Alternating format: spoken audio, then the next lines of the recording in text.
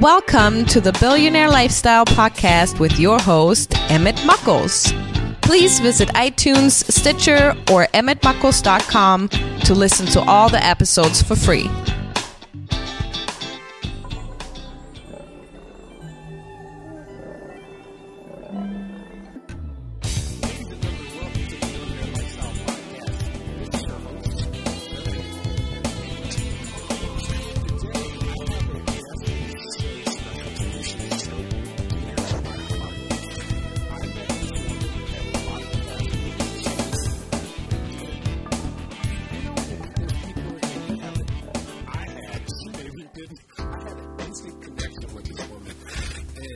Something about her said to speak with her, ask her name, ask her what she does. And from there, she is like one of my family. And this is That Veggie Gurl. How you doing? Hey, I'm so happy to be here. And it is true. I felt the same way when I met you. I said, he's like, uncle friend type, person. And especially because for me, jumping into podcasting, I was like, who are going to be my lifelines? And then you were like the freshman class too. So I was like, thank goodness. And I text you a lot. I'd be having issues. I'd be like, help, and that's one of the things about podcasting that is so dear to my heart is the fact that people are very open. They're not as judgmental as the real world and as we see in media. So, I sat next to people who, you remember, this is the best way for me to explain it. You remember when Charlie Murphy met Rick James? Mm-hmm. That's how I was. I was seeing people like, oh my God. And they're like, hi, Annette, how are you? I'm like, what the heck? What? Oh, I cried when I met Amy Portlanderfield. It was a mess. It was so bad. It was not cute. It was so sad. And she hugged me and she was like, oh, I'm so happy. And I was like, this is so bad. This is not how I imagined this going down in my head. And I thought I was just going to walk past her because I was at a lunch with some people I had met and I saw her and I was like, if I don't speak to her now, I'm going to regret not talking to her. And she was so humble, so approachable. And I'm like, you just don't know what you've done for myself and so many wellness professionals. You really helped us in our business. And she was just like, you're so sweet. And I'm like, oh my God. Oh my God. One of the biggest things for me was, you see people's picture on screens and stuff like that. And in my mind, they are like 7 feet tall. And I'm not a small guy. So usually when I meet people, half the people that I met, I was taller than. So it took me by surprise. I was like, oh, really? Oh my God. But that's enough about that. We'll be seeing each other again pretty shortly here. Yes, in a few weeks. In how many weeks? It's a few. Oh, you said a few? I thought you said 2 weeks. I'm like, what? What is that? One of the big things about your story is the fact that you have literally beat the odds. And you are helping people to move down that path. And I'm going to give you a for instance. So we were all together. There was a larger group of us, and we were about to go to lunch. And we were going to Roscoe's Chicken and Waffles or something like that. And she said, I am not participating in that evil. And I didn't understand, because I didn't have a full story. But, the gist of it is you had stage 4 cancer, correct? Correct.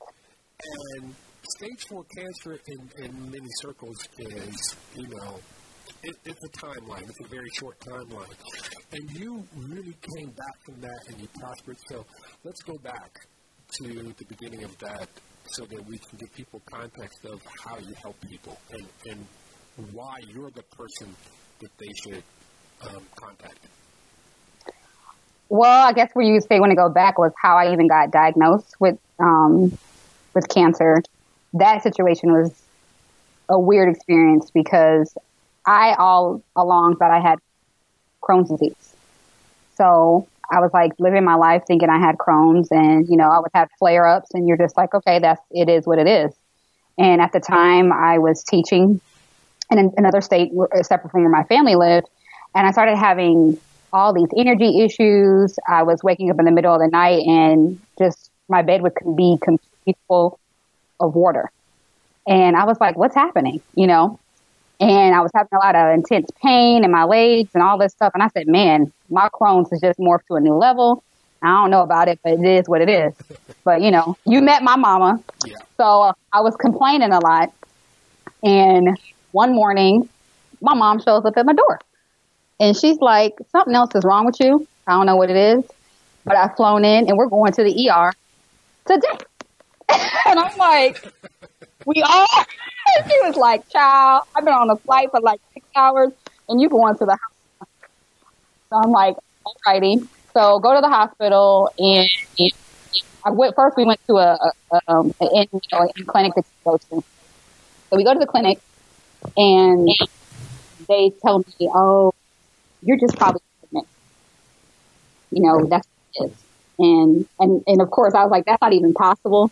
It's not. I'm not pregnant. And that, you know, that they say, okay, well, let's go. Pregnant? Yes, because my stomach was swollen. And they're like, you're just pregnant. You don't know you're having a baby. And I'm like, I'm not pregnant. And, you know, I was upset. My mom was upset. We was upset. Well, thankfully, we got a very kind nurse practitioner, because that's who was available at the clinic. And she's, after going through, you know, my history, I said, I'm sure it's with my Crohn's. I'm sure it's a situation where it's just, you know, with Crohn's. It's nothing else. And she said, no, I don't think that's what it is. She says, in fact, I'm really concerned that you might have a mass. She says, I'm sending you directly to the ER. And when you get there, they're going to let you come in. So, of course, the alarm bells go off because you're just like, this must be serious. If when you go to the ER, they're going to know who I am. Right. So we get there and they whisk me in and, you know, they start doing exams and, you know, like your heart rate is really accelerated and there's definitely something going on. Some scans. 3 hours later, an ER doc comes in, swings back the sheet very dramatically, and he's like, excuse me. So the doctor asked you how you were walking around in the state you were in. Right. You know, it was very cloak and dagger, very, you know, Grey's Anatomy, very, It was like, I felt like I was in an episode of Grey's Anatomy. So, and this is the thing is like, you know, I had health issues my entire life, but everybody would always say nothing was wrong with me. And when I got diagnosed with Crohn's, I was actually excited because it was finally I had something to call my ailment. Right. And it was the thing. So now he comes in and he's like, you're having an emergency surgery tomorrow. And I was like, why? He's like, you have an 8-pound tumor and crushed the right ovary. And it's so big, it's pushing all your other organs into your heart. So where was the location of your tumor? Was it like mid-chest or like solar plexus? No, it was in my abdominal area, and it had crushed my right ovary, and it was like shift, and it was pushing my intestines and everything up into my chest. Wow. Yeah. So, and even after my surgery, they had me like on the ward, and it says basically after this surgery, it's like giving birth, and I'm like, okay. So, after your surgery, they remove the tumor. Most of the time, you're on a watch to make sure that, A, they've gotten everything and that it didn't spread, usually to your lymph nodes or something like of that nature. What was your course of action after the surgery? Well, at that time, they didn't even tell me I had cancer at all, Emmett. That wasn't even the case yet. So they was like, okay, you can go home. Your life is normal. You know, took the time off from the summer, and then I went back into teaching. And one thing the ER doctor told me is like, if you have any of these other symptoms start creeping back, he's like, you need to go back to the ER. And I'm like, okay. So I'd been maybe teaching for about 2.5 months into the school year, and I started feeling sick again. So I went to the ER, and then they sent me to another doctor. And then that doctor, I was like, look, something's wrong with me. And so many doctors have just told me that it's in my head. There's nothing wrong with me. And she was younger. And so she really listened in her 30s. And I said, please just test me for everything. And she said, okay. And I said, I don't know if we're going to find out something's wrong with me, but I just need to know, because he told me that if this came back, that I need to be concerned. And that's when cancer wellness journey started, because that's when I got an official diagnosis that I had stage 4 cancer, and it was terminal. And they said there's not really much we can do. You have 4 to 6 months to live. There's tumors pretty much all over your body, and all we can do is quality of life care. And actually, because of the rarity of your cancer, it'd actually be beneficial for us to kind of like watch how it progresses in your system, so we can help other people in the future. So, with that diagnosis, what's going through your mind? First of all, let me ask you: did they introduce chemo or even suggest chemo for you? Oh yeah, they told me to do chemo and radiation, everything, but they said I wasn't going to make it. And for me, I never was really into chemo. I've had friends that had cancer, and just seeing what it did to their bodies. And I was like, Hugh said it wasn't, the doctors were saying it wasn't going to work anyway, but it just gives you a little bit more time. And so I was like, if it's not going to work and it's going to change the quality of my life, what's the point? The hard part was I was going to be telling my family that I wasn't going to go that route, that I was going to go a different route and just kind of like, you know, wait and see, because they were so dramatic about like, you're not going to make it. So I was like, what's the point of even doing this? And for me, I was really, really young. I was about to turn 30. And so it was like, this should not be happening at this young of age. Like, you know, this is, you know, the time where you should be thinking about getting married. And I love my career of teaching, and I was really into the group and really was happy with what I was doing. So having major health issues and having a major health crisis was not what I was expecting to be doing. So I was at this point, I have to take my health into my own hands. And that's when I started doing research about what I could do outside of doing conventional treatment. Well, I can attest to you. You've literally changed my life. You've changed my perspective on so many things. And I think of you often as I'm about to this is going to sound weird, as I'm about to put something into my face. Good. That's my goal with everybody. I picture you looking at me like, come on, really? Mm-hmm. Good. So, I mean, you know, this is really weird, particularly for people of color. You know, we are the descendants of people who were given throwaway items for sustenance. Yes. And we've made those throwaway items into gourmet delicatessen now. I mean, like, people are seeking out the things that they used to throw us as scraps, and we've made it into, you know, world-renowned cuisine. So, you know, when you started researching this, where was the first place you landed? Was it the Gershon diet? Actually, what happened was I started watching every documentary that was talking about cancer wellness, whether it's on YouTube or anywhere. So for me, having a teacher background, you research, you try to find who you can connect with. So everybody that was listed in the credits, I started Googling them and finding their email addresses and trying to reach out to people who were experts to give me some direction on what to go. And one thing that I kept finding over and over again was doing raw and doing juicing. I didn't know what the heck that was. I was like, raw? What does that mean? And juicing? I mean, like, who is that? And do they have it at McDonald's? Like, I don't know. So it was not cute at all. So, thankfully, there was a woman who did like a raw vegan wellness course. And I told her what I was going through, and I was trying to figure out things, and I didn't know what I was going to do. So she was so kind, and she gifted me all her books and membership to her course. So I just started doing everything I was learning there. But then I still kept emailing everybody and their mama. And it was hard. And because so many people would respond, and they would just, no, we can't help you, or wouldn't respond at all. And a little bit discouraged. But then I partnered with my health coach through my process. And now a mentor and friend, and it's amazing. And he was really the piece that, you know, really was able to help me to take on a holistic wellness journey. for myself. And he's certified in Gerson therapy. So a combination of doing raw and also Gerson was the plan that he came up with for me. So, I mean, you are hardcore. I mean, when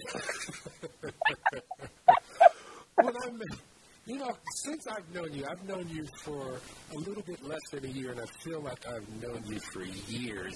Yeah. But constantly, when I say, hey, I'm doing this, you're like, look, you better make sure it does like this, and you better make sure you don't do that, and don't mix this and this and this together. Eat it. You're making me sound like a bully, but I know I am a bully. And I'm only being the bully because I'm super passionate. And like for me, people always say, what keeps you motivated? And you're such like a veggie pusher and a veggie evangelist and all this stuff. And that's the reason being is because these statistics that we see with so many chronic diseases are people. And people don't realize these are people that are actually dying every single day from stuff that's preventable. And it's not a situation where it's an accidental thing. I mean, it's something that you can control. I mean, over 95% of our disease today are lifestyle driven. It's all about what we're putting into our body. So all these people who have these severe chronic illnesses, hormone imbalances, weight gain, diabetes, heart disease, anxiety and mood disorders, and even tons of different types of cancer can be changed, turned off and turned on by what you eat. So it's like, for me, it was a shock because I felt like, how is it that I'm an educated person and I had no idea that I could eat certain things and they could actually cause my life to be shortened, but then I could change it and put certain things in my body and add years to my life, take away all these issues. And I think we get into this place where people just get in the place of being, well, everybody in my family has diabetes. Everybody in my family has, hypertension. Well, y'all all eat the same doggone food. So it's like, well, everybody gonna get the same diseases because y'all eating the same crazy way. And I know for me, for people of color and especially men, I mean, I'm very passionate about women's wellness, children, and children's wellness. That's like really where my passion is. But when it came to my family, I saw so many men in my family just making crazy choices and being young and having these issues that people didn't have in their 20s and 30s. And then just experiencing, seeing, my father pass away. And that was after I got diagnosed with health issues. And he started making some changes, and he didn't make the changes quick enough. And then, his health issues and different things happening in his life too. So it's just like, you don't have to have a death sentence or, health issues do not have to be a part of your lifestyle. And you can do things that are small changes that can have long lasting results. And people just don't think about it. They invest in so many other things. They invest in having a car and having a house and having the new technology and all these things, but you can't enjoy any of those things if you're sick. Yeah. One of the things that I say is that comfort kills. Mm-hmm. And I'm seeing that in my station in life now, that, a lot of the things that we are slaves to, which is our comfort, and it's really a gradual mindset change that happens to us as we evolve as humans. And it's just bizarre. And, and I just want to thank you because you've had a great impact on my life. And when I listen to your podcast, That Veggie Gurl, let's veg about it, Veggie Bay, sometimes it's a little daunting because it's a foreign landscape, which is so weird. I mean, I remember the first time I heard about someone even trying a raw diet, which was Steve Pavlina, and I used to follow his blog years ago, and I thought he was crazy. And then, this awareness started to become about me as I aged. that, you know, a lot of my people in my family have passed away. I just buried 2 cousins who were less than like 7 years, you know, around my age. They weren't even 60. Mm-hmm. And, you know, and I think back to my mom who had a stroke, and if I would have known then what I know now, I probably could have improved and saved her life and so many other people's lives. And it's so weird because I've interviewed someone this week who has a tumor on her, I can't think of the name of the gland in her brain. And I said, maybe I should introduce you to Chef Annette.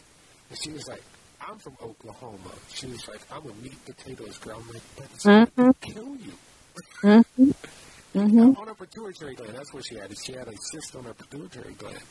She had chronic headaches, and I was just thinking, if I could just change your diet, you may, you know, see all that stuff alleviate. Mm-hmm. But let's talk about your podcast. Okay. What is the name of your podcast?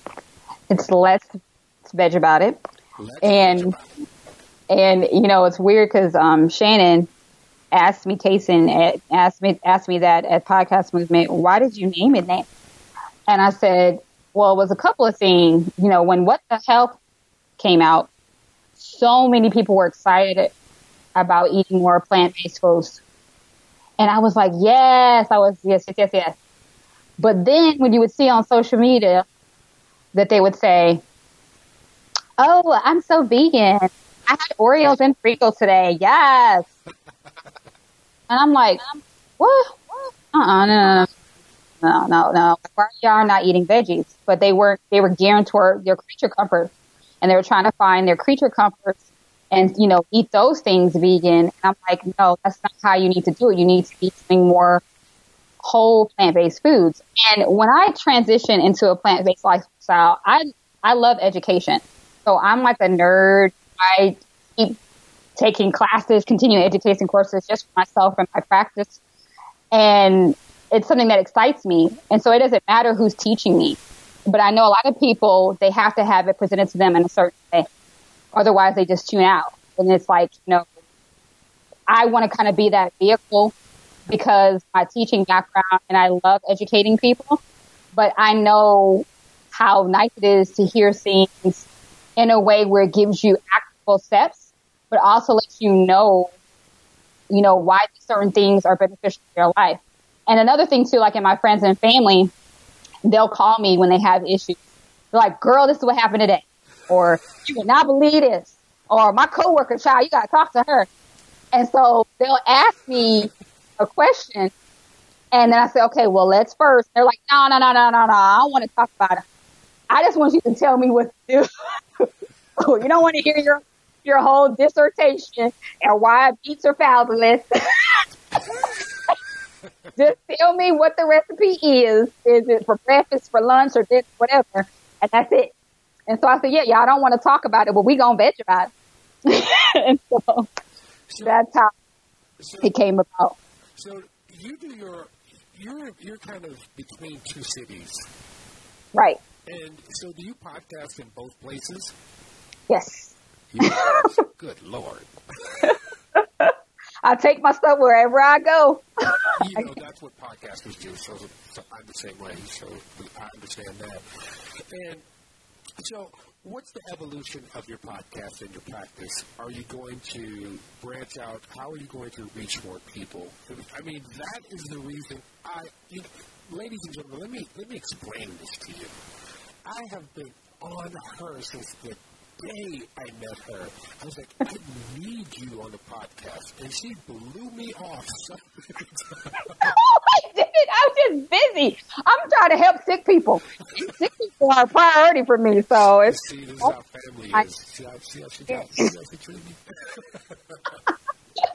Why you treat me so bad? And so I'm always, just like she's always on me, I'm always on her, but I'm on her to let her know how valuable and how wonderful she is. Because that is so very important in this world. We don't get authentic and genuine, selfless compliments from people. We get people who have an agenda. I mean, I kind of have an agenda because I wanted her to be spread out over the world so that people can understand how important food is in our life. And having you on the planet at the same time that I am on the planet is worth gold to me. And you're so sweet. And it's worth gold. I mean, because you literally are the embodiment of what can be. Because you were in a poor state of homeostasis, and now you're in a prosperous state of homeostasis, all because you consciously made a decision to strive, to thrive, to prosper. I get speechless sometimes just because when I think about you and what you've gone through. I mean, you laid it out to me when we were having dinner in Las Vegas. You were like, look, I went through this and this, and I was this big, and now, and I have to deal with this, and I had this issue with my relationship. You just went through, you just like laid it out. You're like, here you go, and then you want to know, I'm going to tell you. And particularly as a woman of color, it is so important because you can touch people who may not listen to others. Right. And that is so important. So when are you going to have these webinars, and when are you going to have these seminars and the book? That's what I want. I just want you to make a book of recipes because I'm sick of going on Pinterest. I know everybody wants me to post more recipes, and I said I make my recipes customized for the projects I'm working on, whether it's when I'm consulting with doctors or doing groups privately for myself. So I'm like, I don't put all that stuff because I'm like, if you in the Veggie Slayer crew, then you get those privileges, honey. And even what you were saying, it's like one of those things when it comes to women's wellness, it's something that really excites me because so many women are not taking care of their health. You know, when you get on the airplane, they tell you tell you parents, put the mask on yourself first and then worry about your child. Yep. And the woman's health issues and kids' health issues are just at epic proportions now. And the amount of people that hit me up on Twitter or, Instagram with stories, it's not shocking, but it tears me up because it's just like, you got into this situation and it didn't have to be. We need to be more preventative and not just reactive. Not that if you are reactive that you can't fix things, but it doesn't always work out that way. I mean, it's very grateful and extremely privileged that my circumstances worked out in a positive way. But I also know it doesn't always happen. There's a lot of women that I got diagnosed with that are no longer here. Yeah. So, recently, one thing I did too is one thing people with my podcast, they're like, we want to take courses, we want to do stuff. And I'm one of those people with teaching. I just can't do just an online course. You just go click and play. I'm not that person. I'm very hands-on. So that's why I instituted the Veggies Are Bae Academy because, veggies needs to be your boo. You need to be in a relationship with it. And so I have, several different online courses you can take, but they're not just online. You're still going to have personal interaction with me, whether you're in my All-Star group, and we do, different things every month. And I have live conference calls with all my All-Stars that are in that. And then some people that are in that All-Star group do like All-Star Plus. And then they're also membership in my wellness app. So they're able to actually message me and ask me questions on different things. And even when they're cooking, they have a cooking question, or they want to have a question about a recipe or a particular, what veggie should I be having because my doctor said I need to work on this and things of that nature. And then I have my Eat 8 Feel Great Challenge because one thing that I learned when I was going through my cancer and wellness journey is that what happens, I don't know if you know this, Emmett, that they have this thing called cancer insurance, but you only get the cancer insurance. Right. Okay, so cancer insurance. Let me tell you how cancer insurance works. You get cancer if 90 days within your diagnosis, you can get cancer insurance to help you pay for your treatment. So a friend of mine told me when I got diagnosed, and I was like, oh my God, this is going to save me some money. I don't know how much all this holistic stuff is going to cost. So I'll get cancer insurance, and you can use it any way you want to. But what people don't know is that your state may not be eligible for cancer insurance. So when I tried to get cancer insurance, and my mom was calling to get the policy and everything activated, when they got to the address part, the person on the phone started laughing. And my mom was like, why is this funny to you? Like, my daughter's dying. She said, oh, where y'all live, you're not eligible. And we're like, why? She's like, that's just state is just too sick. So I called my health coach and I said, what are they talking about? He said, well, their veggie index is too low. And I was like, what the heck is that? Did you say their veggie index is too low? Yes. I was like, veggie index? What does this mean? So, you know me, I had to research it, honey. And so what I found out was, because I ain't going to say the state I was living in at the time, but in that state, people were only consuming veggies maybe 4 times a month on average. And the way it is like 30% or more of people in that state have to be consuming veggies 3 or 4 times a day. But then when you take that a step further, when it comes to plant-based food, you need to be consuming 10 to 14 servings of fruits and vegetables in order to not get any serious health issues. And on average, people don't even do 20% of that. But in all the studies that are coming out, even now, saying that you need to have 8 servings of a day. And most people don't do that. And if they do, if they even think about doing it, they think it's complicated. And it's not. It's super, super easy. And if it's like, my thing is, if you want to feel great, you got to eat 8. But I want people to know what veggies they need to eat to have energy, what veggies they need to eat to prevent diseases, what veggies they need to eat to have better sleep, what veggies they need to deal with inflammation in their body. And there's different veggies that go with each of those things.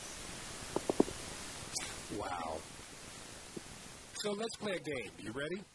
Oh dear. I hope this isn't name that. Oh, you got to do name that veggie like from my podcast. No. We're going to play a game. All you have to say is yes or no. Okay. I'm ready. All right. You ready? Yes. Butter. No. No butter. Cantaloupe. Cantaloupe, yes. Broccoli. Yes. Hot dogs. No. Unless it's one of the hot dogs that are made with pea protein. Those are okay. Yogurt. Coconut and almond yogurt, yes. Let's see, Oreo cookies. No. I hope your show isn't sponsored by Oreo. All right, I got a good one for you. Peanut butter. Peanut butter is okay. But, I know I'm not answering questions with yes or no. But, there's better, more alkaline options like making walnut butter or having, cashew butter or almond butter. Okay. Almond milk out the store. It's better from home, so I would say. Pancakes. What's in your pancakes? Like Auntie Mama. Oh, no. Not this mama. Maple syrup. Grade A maple syrup. And limitations. Because so many people are addicted to sugar. So you don't want to feed that crazy. Apples. Organic, yes. And last but not least, hamburger. If it's hamburger, like hamburgers? Like hamburger, like Five Guys. No. Not approved. All right, so we're gonna go the soul food route. You ready? Let's go. Candy yams. Out of the can? No. What? Well, I'm just saying, because, some people be lazy now. No, when you chop it up. So, yeah, I guess you'd say no, because you chop them up and you put the brown sugar and the butter. So that would be a no. Well, but you can remix it. That's the thing, too. It's like, when I transition, and I don't know if this is getting off your thing, I'm not trying to go too far, but I'm going to say this. That's my thing when I transitioned to this lifestyle. I was like, I told my coach, my family, I don't think I'm going to be around because I can't do this juicing, this thing for my life. And that's the thing that I love doing so much in my practice, is being able to do recipe remixes. So I always ask people in my intake assessment, what are your favorite foods? What are things that you can't live without? That way I have a profile of what their food personality is. So then you take all the nutrient-rich foods that they need to eat and you apply those same flavor profile. So it's like if they like Greek food, then you make cruciferous veggies like broccoli and cauliflower with Greek spices. And you make, them different hummuses and you do different salads differently. If they like Italian food and they like fettuccine Alfredo, then you take zucchini and you make the Alfredo sauce with zucchini and cashews, and you do zucchini noodles, you do butternut squash noodles. Wait a minute, but the cream sauces are heavily, they're cream. They're literally cream. So you can make that cream sauce with zucchini, honey. I'm going to have to try that. Yes. Because believe me, I was fettuccine Alfredo, like it was so bad back in the day. Olive Garden, when I walked in, they already knew. I'm serious. I walked in, they was like, yeah, extra breadsticks, and you want the double fettuccine. Yes. All right, let's continue. Fried chicken. Oh, no. What about baked chicken? We would do cauliflower wings. You know about that. Yeah. You introduced me to that. Any kind of green, collard, mustard, whatever. Yes, of course. Organic, because you want to make sure that you get the nutrients and not the pesticides. What about dandelion greens? Dandelion greens are great because they really help your system detoxify and reset and cleanse. So they're super good. And last but not least, chocolate. Cacao, yes. Chocolate, no. Cacao. Ooh, that was good. All right, so, hold on a second here. So let me ask you about your places that people can reach you. On social media, they can follow me on Instagram on Let's Veg About It Podcast and That Veggie Gurl on Instagram. On Twitter, it's the same thing, That Veggie Gurl and Let's Veg About It. And then on Facebook, it's Let's Veg About It. And then my website for if you want to take some online courses is veggiesarbay.com. And then for my podcast. Say it one more time. Say the website one more time. The website for my wellness education courses is veggiesarbay.com. And that's B-A-E. Yes, B-A-E. Bay. Hey, before anyone else, you need to put veggies before anyone else. And then for the podcast, it's Let's Veg About -it.com. Awesome. So, ladies and gentlemen, and so probably about August, be on Instagram because she and I are going to be talking live on Instagram. See, I'm throwing it out there now. Now you got to do it. Oh, Lord. Y'all try to want to make me do this video stuff, and you know I don't like doing videos. But you're so beautiful. What the heck? I'll be, in my feelings. But, the other thing, too, is, you met my wife. We all had dinner, and you both, because you really turned her around, too, and she went a whole hog. So between, when she met you, she was like, it's a wrap. It's done. Really? Because I know she posted some stuff on Instagram, and I was like, I wonder if that was spearheaded by me, but I didn't want to take, credit. Because both of you she has Crohn's too. Right. And I've seen her just go through. If I went through 1/10 of the pain that she suffers, I'd shot myself. Oh, my goodness. I've just seen her go through some things if she doesn't do the right sequence of events, throughout her day. It's just, ooh, Lord. But, right. Your reach is very powerful. So I'm going to say it like this. Like when you lay down on your bed, make sure you tuck your wings under so you don't stop. They're going to be like, Emmett is just all over this. This is my friend. I mean, like, I literally adopted her. She is mine, and she is mine so that I can share her with you guys, because it is so important for you guys to be healthy, because that's the billionaire lifestyle. Mm-hmm. The most important part of the billionaire lifestyle is to live. That's what a lifestyle is, when you're living, so that you can be around for your family, you can be around for your children. You can see all these miraculous things that are happening in our society as you move forward through your journey on this planet. And you cannot do it eating the synthetic stuff that God did not make for us. So, preach now. And I'm just saying, and it took me quite a few years to see that, I used to just think it was just hippie stuff, because I worked with a guy who was vegan, and he was adamant. Like, we'd go out, he's like, I'm not going there. Nope. Not going to happen. And everybody else just said, hey, we got to take care of this guy because he doesn't. But I work in an industry where it's kind of a hippie vibe. Right. So it's acceptable. But, there's another faction to the world that I live in where it's very, I call it, they're just meat and potatoes and gravy and, stuff that makes you go to sleep after you eat it. Versus, I can eat the biggest salad and feel as full as possible and still have a great deal of energy to complete my day. That was one of the first realizations after I met you. I started making these huge salads for work. And I would just be like, oh, I'm still ready to keep moving. Everybody else is.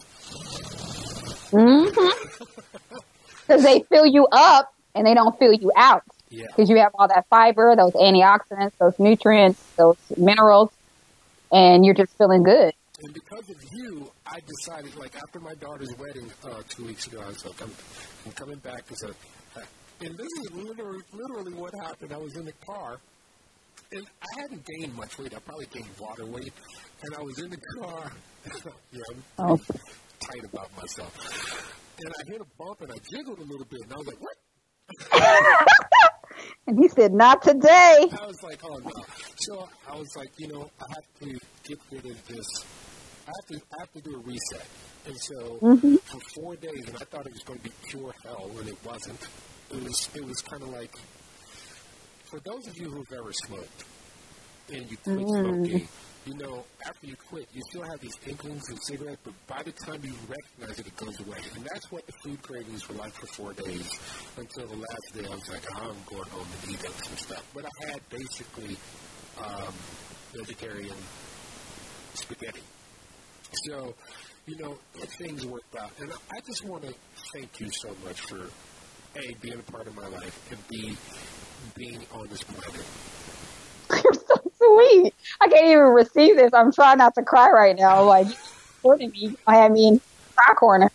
No, because it's so important. It's really, I can't say it enough to the Billionaire Lifestyle audience, how important it is for you to, all right, I'm going to give you guys an exercise. So picture your plate when you sit down to dinner. So the typical American plate is there's a big piece of meat, and then there's a big thing of white stuff, in the form of a potato or pasta or something of that nature. And then there's this little bitty corner where you put some vegetables. So let's reverse that. So make the vegetables, I mean, if you don't want to go hardcore, just start off slowly, which means make the vegetable portion your mainstay. Have a small piece of meat and a small little side, but just make a salad every day, and make that salad the first thing you eat. I mean, and not even that. Go into further. I mean, because people hear vegan and they freak out and they think restriction, and they're like, I can't do that. And my thing is, how many servings of veggies are you having every day? Are you having 1 to 2 with breakfast? Are you having 2 to 3 with lunch and 2 to 3 servings of 2 to 3 servings of veggies with dinner? And then they all look at me and they're like, oh. I'm like, if you can't do vegan, okay, that's fine. But can you do veggies? I mean, eat the veggies. Yeah, because I got one weakness. It's eggs. I love eggs. I'm going to send you a video about that. We can listen to that. But don't open it unless you want to know, because afterwards you're going to be broke. I've seen those videos. It's just like the alcoholic. They show like what the liver looks like, and it says, "Pass me that bottle of gin." No, but I do want to thank you so much for being. I know it was a feat for you, and you're a very, very busy woman. And I just really want to thank you for being on the Daily Lifestyle Podcast. Well, thank you for having me. It's been an honor and a privilege. All right, so ladies and gentlemen, this is how we end the show. You know how it goes, but I'm going to do it anyway. So, at some time today, within the next 24 hours, you're going to go into your bathroom. You're going to go take a shower or a bath. What I want you to do is to get out of there. Don't be in such a rush to get dressed.